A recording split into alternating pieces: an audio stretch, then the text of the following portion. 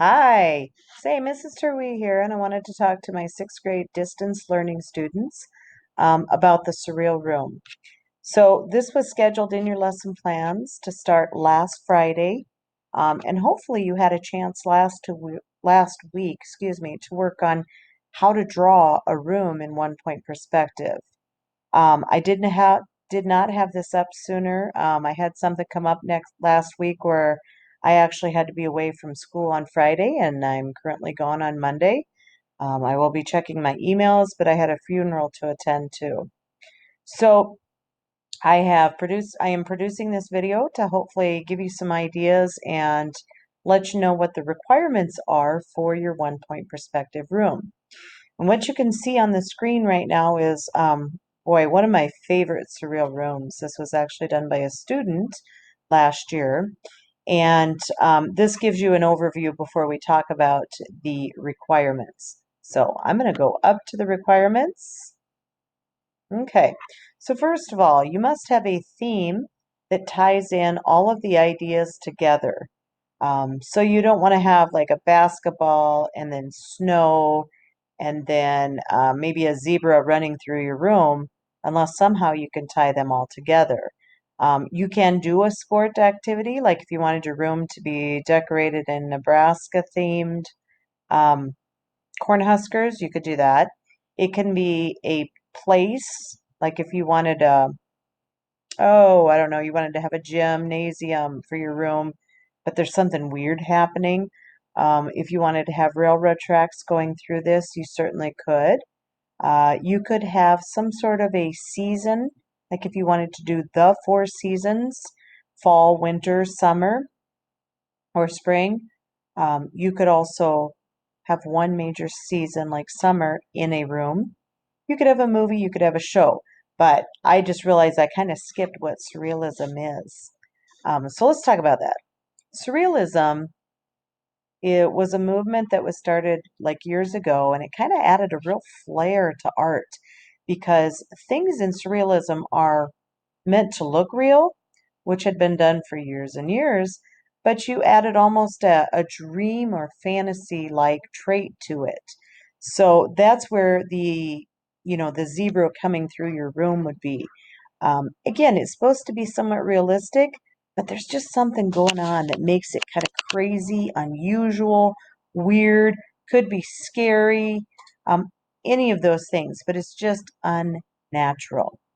All right. So you can see from the picture I had up when I first started this video, that was done with Stranger Things, if you watched that series before.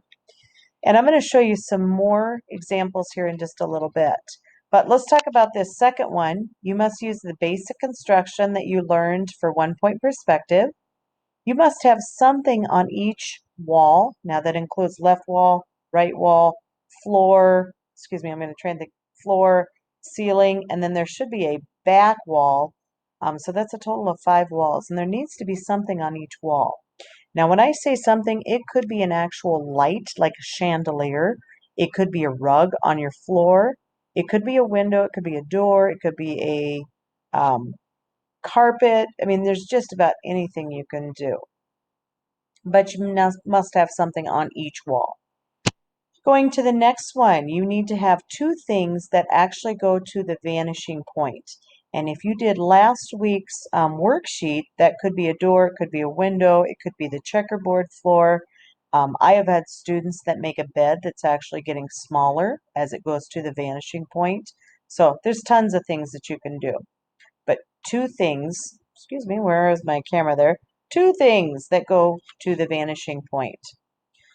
When you get everything drawn on, you need to color this in, and I would like you to use colored pencils, but you need to have at least 90% of this colored in. All right, you are going to be graded on neatness. You are going to be graded on did you follow the requirements? You're going to be graded on effort, and the big one is creativity. So the last thing I'll say before I move on to some of the examples I have on this document is think about something that you are interested in. So if you like unicorns, you could do a room filled with unicorns. If you are into a particular game, you could do that. You could have like the characters or the theme of the game, but find things that you're interested in and use that as your idea for your surreal room. All right, so I'm going to go ahead and scroll down. We'll go past the Stranger Things example that I showed you previously.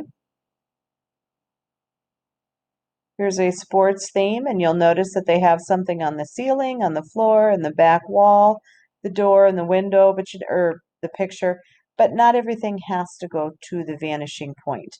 The flooring does, the sign LBJ, and the window and the door, those things all go to the vanishing point. But you only have to have two things. All right, so looking at this one, this is like a jungle theme.